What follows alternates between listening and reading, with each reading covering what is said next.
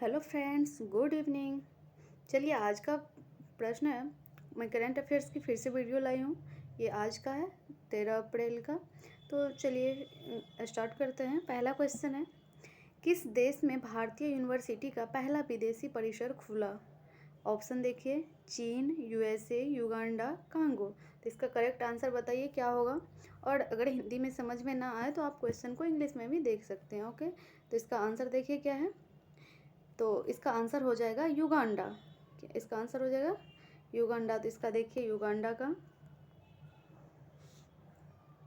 यहाँ इमेज भी दिया हुआ है, आप यहाँ इमेज देख लीजिए। फिर इसका डिटेल में चलिए आइए देखते हैं कि डिटेल में नेक्स्ट दिया हुआ है। तो इसका नेक्स्ट क्वेश्चन देखिए। नेक्स्ट क्वेश्चन क्या है, किस भारतीय यूनिवर्सिटी ने युगांडा में पहला विदेशी कैंपस खोला है? तो इसका ऑप्शन है NFSU, IIT Delhi, IIT Bombay, JNU। इसका करेक्ट आंसर क्या हो जाएगा? तो इसका करेक्ट आंसर हो जाएगा NFSU। तो NFSU का फुल फॉर्म क्या होता है? National forensic science university. Okay, राष्ट्रीय न्यायिक, इसको हिंदी में बोल सकते हैं कि राष्ट्रीय न्यायालयिक विज्ञान विश्वविद्यालय। यहाँ फिगर है, देख लीजिए। फिर नेक्स्ट क्वेश्चन पे जाने से पहले इसका डिटेल में देख लीजिए कि नेशनल फॉरेंसिक साइंस यूनिवर्सिटी यानी कि NFSU गुजरात की राजधानी गांधीनगर में स्थित है। यह वर्ष 2008 में स्थापित हुआ था। इसके बाद 2020 में सेंट्रल यूनिवर्सिटी का दर्जा मिला। यह केंद्र सरकार द्वारा राष्ट्रीय महत्व का संस्थान घोषित है। यह यूनिवर्सिटी गृह मंत्रालय के अंडर में है। युगांडा में कहाँ स्थापित हुआ है यह कैंपस? तो ये भी देख लीजिए कि इसका विदेशी परिसर युगांडा के जिंजा में स्थापित किया गया है। इस कैंपस का उद्घाटन समारोह 12 अप्रैल 2023 को हुआ।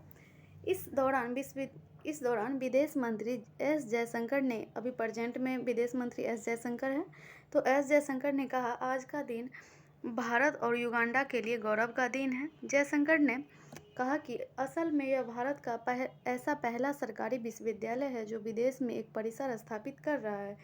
विदेश मंत्री ने कहा कि NFSU राष्ट्रीय महत्व का एक संस्थान है और पूरी तरह से फॉरेंसिक विज्ञान की पढ़ाई कराने वाला यह विश्व का पहला विश्वविद्यालय है। विदेश मंत्री 10 से 15 अप्रैल तक 2 अफ्रीकी देशों युगांडा और मोजाम्बिक की यात्रा पर है। युगांडा का प्रेसिडेंट कौन है? तो देखिए युगांडा का प्रेसिडेंट योवेरी मुसेवेनी है। PM रोबिना नम्बजा है और राजधानी युगांडा का कंपाला है और मुद्रा वहाँ का युगांडा सिलिंग है। नेक्स्ट क्वेश्चन पे चलिए। देश की पहली अंडर वाटर ट्रेन किस नदी के नीचे चली? आप इंग्लिश में भी देख लीजिए, इंग्लिश में भी दिया हुआ है। इसका ऑप्शन है गंगा, ब्रह्मपुत्र, नर्मदा, हुगली। इसका करेक्ट आंसर हो जाएगा हुगली। ओके, फ़ोटो देख लीजिए अंडर वाटर मेट्रो का। फिर चलिए नेक्स्ट चलते हैं। इससे पहले किसका डिटेल में थोड़ा पढ़ लीजिए कि भारत में पहली बार 12 अप्रैल 2023 को अंडर वाटर ट्रेन चली। यह ट्रेन पश्चिम बंगाल में हुगली नदी के नीचे से होकर कोलकाता से हावड़ा पहुंची। कोलकाता मेट्रो रेल कॉरपोरेशन यानी कि KMRC के GMP उदय कुमार रेड्डी ने इस ट्रेन में महाकरण से हावड़ा मैदान के बीच सफ़र किया। यह मेट्रो ट्रेन का ट्रायल था। हुगली नदी के नीचे 520 मीटर की जुड़वा सुरंग में बना यह अंडर वाटर ट्रेन का ट्रैक 4.8 किलोमीटर लंबा है। बैटरी से चलेगा इंजन। तो देखिए कैसे चलेगा। सियालदह से एस्प्लेनेड तक ट्रेनों को बैटरी इंजन से चलाया जाएगा क्योंकि इसमें पटरियों पर इलेक्ट्रिफिकेशन नहीं किया गया है। अगले कुछ महीने में ट्रेन नियमित चलने लगेगी। इसके साथ ही भारत भी उन देशों की सूची में शामिल हो जाएगा जहां मेट्रो ट्रेन पानी के नीचे चलती है। दरअसल Kolkata metro rail corporation KMRC Sealdah से एस्प्लेनेड के बीच 2.5 किलोमीटर यानी कि 2.5 किलोमीटर के ट्रैक का काम पूरा होने का इंतजार कर रहा है। इसके बाद ही इस पर रेगुलर ट्रेन शुरू की जाएगी। लंदन और पेरिस की तर्ज पर चलेगी मेट्रो। तो भारत की पहली under water metro train London Paris की तर्ज पर चलाई जा रही है। इस अंडर वाटर मेट्रो की तुलना लंदन की यूरोस्टर से की जा रही है जो लंदन और पेरिस को अंडर वाटर रेल लिंक से जोड़ती है।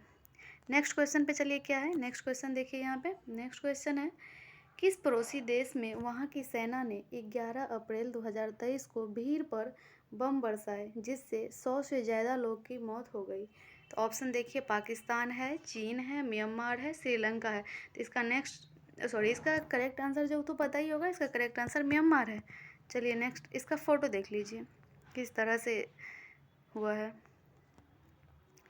म्यांमार में 2 वर्ष से ज़्यादा समय से सैन्य शासन है। इसके खिलाफ आम लोग विरोध कर रहे हैं। सेना इन्हें कुचल रही है। म्यांमार की सेना 11 अप्रैल 2023 को फाइटर जेट से बम बरसाए और हेलीकॉप्टर से लगातार 20 मिनट तक फायरिंग की। न्यूज़ एजेंसी ANI के मुताबिक हमले में 100 से ज़्यादा लोगों की मौत हो गई। इसमें दर्जनों महिलाएं और बच्चे शामिल हैं। घटना सांगे प्रांत के पाजेगी कस्बा में हुई है। कहाँ हुआ है? तो पाजेगी कस्बा में हुई। यह म्यांमार की राजधानी नेपिडो से 260 किलोमीटर दूर है। इससे पहले भी मैं बताई थी कि म्यांमार की राजधानी कहाँ है? नेपिडो है। आर्मी ने यह हमला तय किया जब पीजीगी शहर में पीपुल्स डिफेंस फोर्स PDF का ऑफिस खोल रहे थे। दरअसल PDF देश में मिलिट्री के खिलाफ अभियान चला रही है। हमले के वक्त 300 से ज़्यादा लोग वहां मौजूद थे। देखिए UN ने क्या कहा है, तो UN ने कहा यह हैरान करने वाला है। संयुक्त राष्ट्र ने, UN का फुल फॉर्म होता है संयुक्त राष्ट्र ने सेना की तरफ से किए गए हमले की निंदा की है। UN ह्यूमन राइट्स के हाई कमिश्नर वोल्कर तुर्क ने कहा कि हवाई हमले की रिपोर्ट परेशान करने वाली है। उन्होंने कहा कि ऐसा लग रहा है कि जब हेलीकॉप्टर से बम बरसाए गए तब एक हॉल में कई स्कूली बच्चे डांस कर रहे थे। म्यांमार सेना प्रमुख मिन आंग हेलेंग ने 1 फरवरी 2021 को सैन्य तख्ता पलट कर दिया था। वहां के नेता आंग सान सू की और राष्ट्रपति को जेल में डाल दिया गया था। म्यांमार की राजधानी नेपिडो है और मुद्रा क्यात है।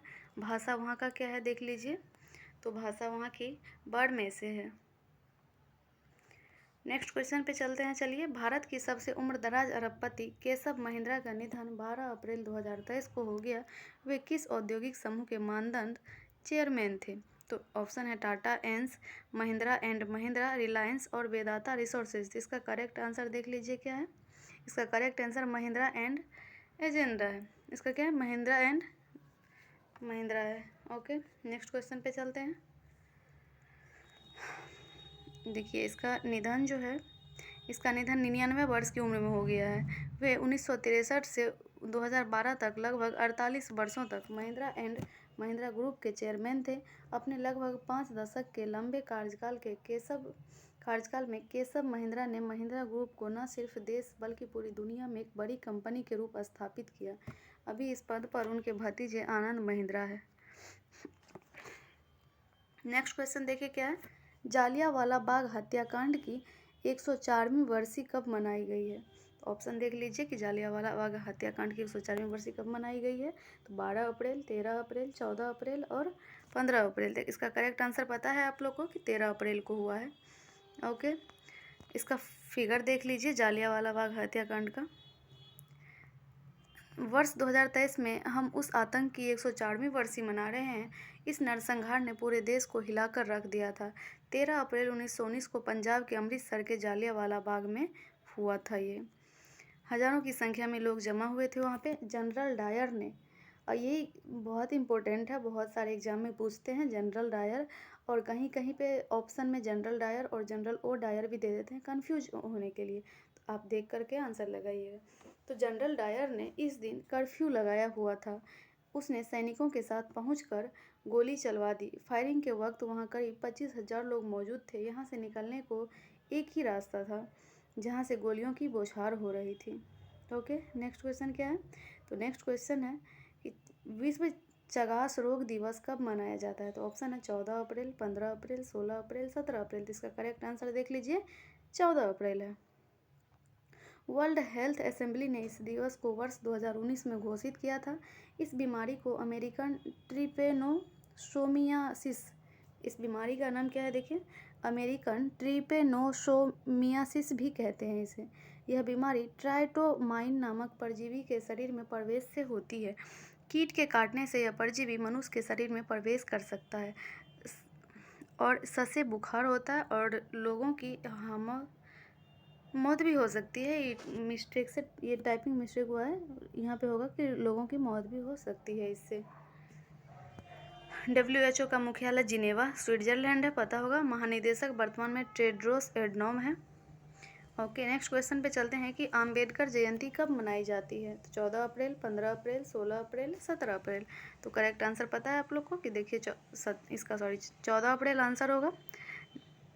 इसी दिन 14 अप्रैल 1891 को बाबा साहेब डॉक्टर भीमराव अंबेडकर का जन्म हुआ था। इस दिन को भीम जयंती भी कहते हैं। अंबेडकर भारत संविधान ड्राफ्टिंग कमेटी के चेयरमैन थे। बाद में देश के पहले कानून मंत्री बने। फ्रेंड्स, तो आप लोग को पता होगा कि संविधान बनने में टोटल कितना टाइम लगा था।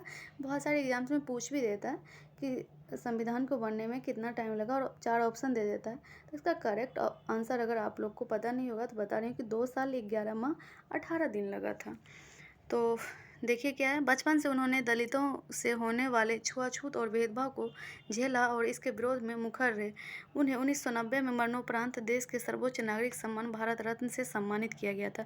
सबसे पहले भारत रत्न किसे मिला था, तो आपको पता होगा कि राजेंद्र प्रसाद को मिला था, जो कि देश के सर्वप्रथम वो राष्ट्रपति बने थे। ओके, नेक्स्ट क्वेश्चन पे चलिए। क्या है, भारत में खुदरा महंगाई दर मार्च 2023 में कितना रही। तो ऑप्शन है 5.66%, 6.12%, 7.21%, 8.12%। इसका करेक्ट आंसर देख लीजिए, 5.66% है। ओके, खुदरा महंगाई की रिपोर्ट किसने जारी किया, तो देखिए सांख्यिकी और कार्यक्रम कार्यान्वयन मंत्रालय MOSPI के राष्ट्रीय सांख्यिकी कार्यालय NSO ने 12 अप्रैल 2023 को यह आंकड़ा जारी किया है। बीते महीने खुदरा महंगाई 15 महीने के निचले स्तर पर रही। मुख्य रूप से खाने का सामान सस्ता होने से महंगाई दर घटी है। यह फरवरी 2023 में 6.44% रही थी। महंगाई की गणना कैसे होती है, तो महंगाई की गणना कंज्यूमर प्राइस इंडेक्स, जिसको कि शॉर्ट में CPI बोलते हैं, तो कंज्यूमर प्राइस इंडेक्स से की जाती है। इस इंडेक्स में अलग अलग कैटेगरी होती है। देखिए, इस इंडेक्स की 3 मुख्य कैटेगरी खाद्य वस्तुएं, फूड आइटम्स, ईंधन और प्रकाश, फ्यूल एंड लाइट, और कोर सेक्टर, अन्य मुख्य वस्तुएं रहती है। इंडेक्स में खाद्य वस्तुएं 46% रहती है, ईंधन और प्रकाश 7% और कोर 47% होती है। चलिए, आज का लास्ट क्वेश्चन है, किस बिजली कंपनी ने बांग्लादेश में बिजली सप्लाई शुरू की। तो रिलायंस पावर है, अडानी पावर है, टाटा पावर है, NTPC पावर है। तो 4 ऑप्शन दिया गया है, आप इसका आंसर बताइए। तो इसका आंसर हो जाएगा अडानी पावर। इसको डिटेल में देख लीजिए। अडानी पावर लिमिटेड ने झारखंड के गोड्डा में एक नया बिजली संयंत्र स्थापित किया है। इस अत्याधुनिक बिजली संयंत्र की क्षमता 1600 मेगावाट है। इससे बांग्लादेश को बिजली की आपूर्ति शुरू हुई है। तो चलिए फ्रेंड्स, आज के लिए इतना ही। अब मिलती हूँ नेक्स्ट वीडियो में, तब तक के लिए अगर आपको ये वीडियो अच्छी लगी, आपके लिए हेल्पफुल रहा, तो आप इस वीडियो को लाइक करें, शेयर करें, सब्सक्राइब करें, बेल आइकन को प्रेस कर दें। मिलती हूँ नेक्स्ट वीडियो में, तब तक के लिए बाय बाय। Thank you. जय हिंद, जय भारत।